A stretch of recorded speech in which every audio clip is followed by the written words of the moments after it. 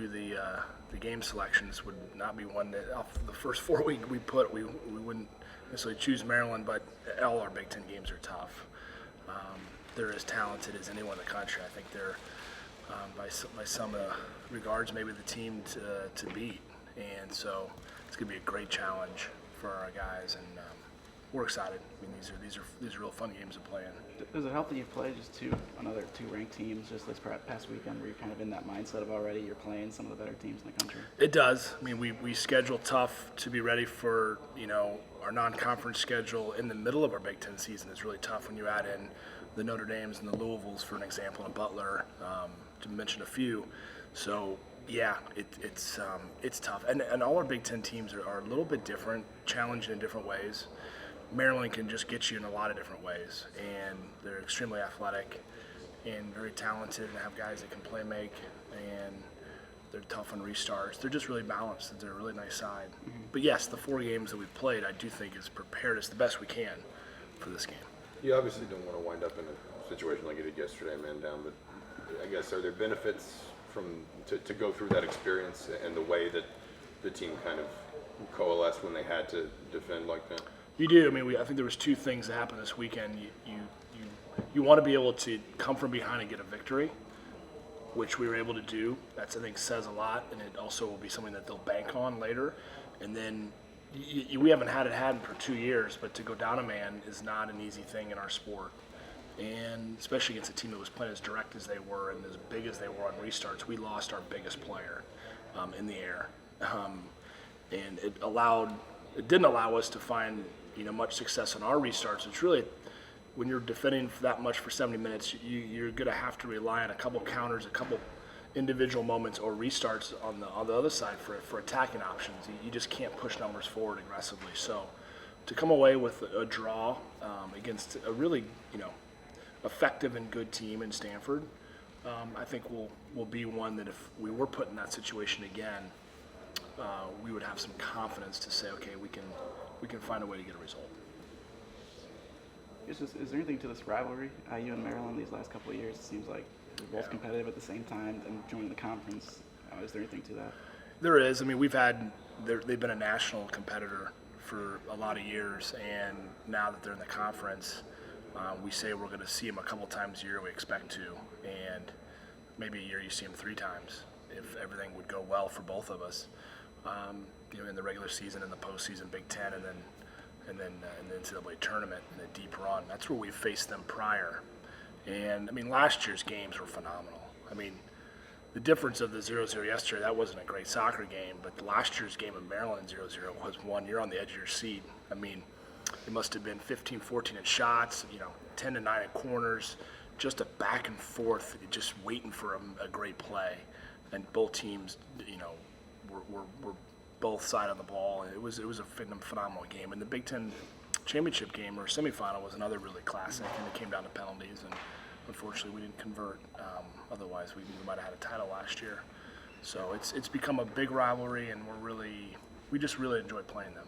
You talked a little bit just about Rashad throughout the year, but how did you actually land him? I guess what was the process of getting him over here? Well, he was at Belmont, and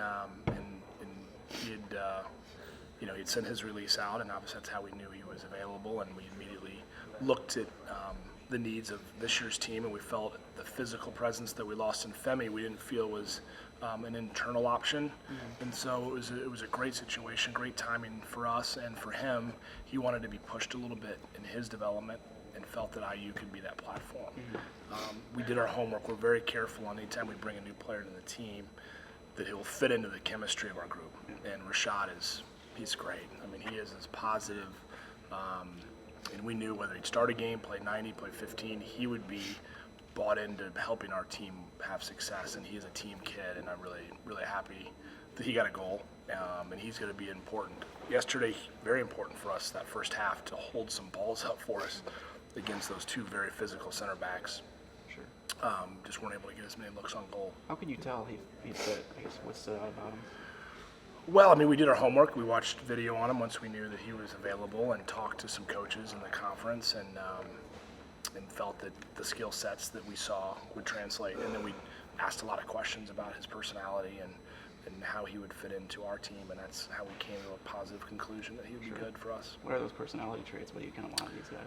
Well, one, I mean, anytime we have a transfer, it's someone that's going to come in and not feel as though they're entitled to an opportunity more than one of our other players. They have to work and dig and find that opportunity. And two, that he's a positive and he's a good team member. I mean, that's huge to us. One player can really change the chemistry of your team, or they'll be an outcast quickly, and we don't want that to happen either. So those, and you spend 5 minutes with him, he's smiling at you, and he's very genuine. He's got a great thirst for life. He just feels fortunate. I mean, he comes from Trinidad, and his opportunity to get an education and play the sport that he loves, and hopefully maybe have a chance to play past college. That's a great dream. Someone that came from his background in Trinidad. Did it help that he had 2 years as well, just to kind of have him around longer? It does help because he's been beat up for a couple of years. I mean, he was Belmont's kind of go-to guy, so he had to be able to kind of take that team on his shoulders and deal with what he felt like yesterday, where he was getting surrounded by those Stanford the defenders, and that as a freshman is tough. But having 2 years of experience, I think will helped us yesterday and will help us throughout the year. How did you have to, obviously with Grant being out, you have to shift, and being down a man, you have to shift personnel. What did you learn about some of your personnel yesterday in doing that? Well, our move was we moved Billy back inside, who's played center back, and his aerial play for only being 5'10" is phenomenal. He's got great elevation, he's tough. And then Reese Buckmaster, we played it right back, slid in, and he's been very good. It just became the point where we felt we needed one more larger body and also a good distributor to maybe get us out of a situation where it would be a ball that would be in the channel or at Tanner's feet. We played him high in the pocket. So that's where Timmy Mel came in, one of our better players in the air, very composed, very good passer. He just has really come a long way in just kind of his details. And that was a big game for him to go in and do well in. So it gave us confidence along with him. So come this week, we have some tough decisions to make with who would go in as center back. Could be by committee until Grant is back. We don't know, but I think we found more depth last night. Billy was one, I think, who had to recover a little bit physically. When something like that happens on the pitch, do you try and communicate immediately with your players about not retaliating, or how do you handle that? Well, I think it's done on the practice field, honestly, and we talk about it in situations, whether it didn't happen in our game, it happened in another game, and anytime something happens in our practice where we feel that the line has been crossed, they're out of practice, and there's no tolerance. And I've had to do that a few times, and Billy's he's as competitive as we have. He played in Jersey, so he's used to some physical battles with some of his boys. So I was really proud of Billy not to lose his composure because of what happened. And I know maybe a freshman Billy might have, honestly. But he's learned.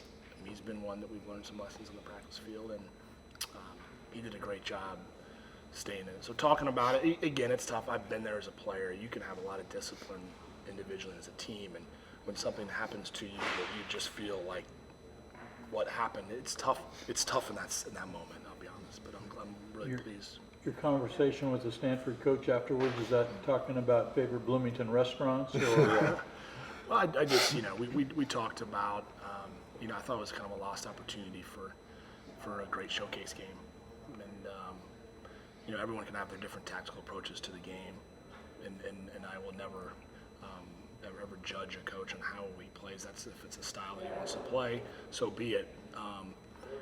And they needed a result just like we did, and yet I felt that the showcase opportunity of we bringing in top teams to our tournament to really display college soccer was a lost opportunity on national TV, and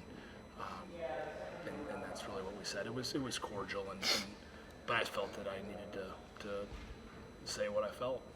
Some of those Stanford plays, obviously they had a lot of play on social media. I think one of those things even made Deadspin, some other, highly visited websites. What were your thoughts when you saw how much attention some of those Stanford tactics got? Well, it's something that you don't like to see in our sport. Internationally, you see some things that have happened, and that's one of the reasons why we've instituted video replay, and that was in action last night. It could have been used for an off-the-ball incident, and I was disappointed that it wasn't, because in the end you want a good, fair game and good challenges, but nothing off the ball that could put anyone's in harm's way. We had a player lose his tooth last night. We had a lot of other things that I heard that was going on. So it's a good lesson for our team. And that's the way I feel in the end, because we'll play against another team that might have that happen, and we'll be ready for it and make sure we respond positively. But you just don't want to see it in our sport. It's just not a great thing for our sport. Can you talk about some of Maryland's personnel specifically, and some of the guys that they will bring into town? Yeah, I mean, they have two or three of the most gifted attackers in the league. Two national team kids with Elney and Williamson. One will play wide, one will play top. Very athletic. Williamson's excellent on the ball, can unbalance. And Elney is a box presence, very big and very good in the air, and can create on his own. Then they have a new transfer that led the country in scoring last year. Nice pickup from upstate over there in South Carolina, and he's a German kid, very sophisticated, left-sided. So they have now really two premier strikers, and they're allowed Williamson to move wide. So they're pretty much the same team. They lost Endo, who's now playing and starting for Toronto, but they really kind of moved Williamson and replaced him with Wild. So they're as equal or better than they were last year. And, we lost a couple pieces as well. Their back line, Cronali is one of the best center backs. I think we have the best one in the country, but Cronali is in that conversation. And their outside backs are incredibly athletic. They get forward. We play a little different system, but the territory and the way we want to instill our will of our game is very similar. And that's why it's such a great game, because neither one of us will kind of succumb to, kind of giving in to what we want to do, and yet be smart in segments. We have to be smart, but it's a great game. I mean, it's an awesome challenge. Todd, how much parity is there in the league this year, as you see it, top to bottom? Better than it's ever been. I mean, you would think the coaches could get it the closest in the way we pick our seedings, and it's every year it's upside down almost.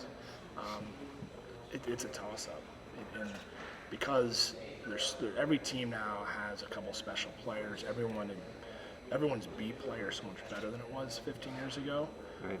And I'm even closer to 10-5, and so we're getting national recruits in the Big Ten that aren't just coming to some of the premier programs, and it's good for our league, and I do feel that the Big Ten gets a little bit of a rap of being a physical league. Quite honestly, I think we play some of the best soccer amongst the different conferences. But you got to compete. It's one of those. All the teams are tough mentally, and yet there's some great soccer that goes on.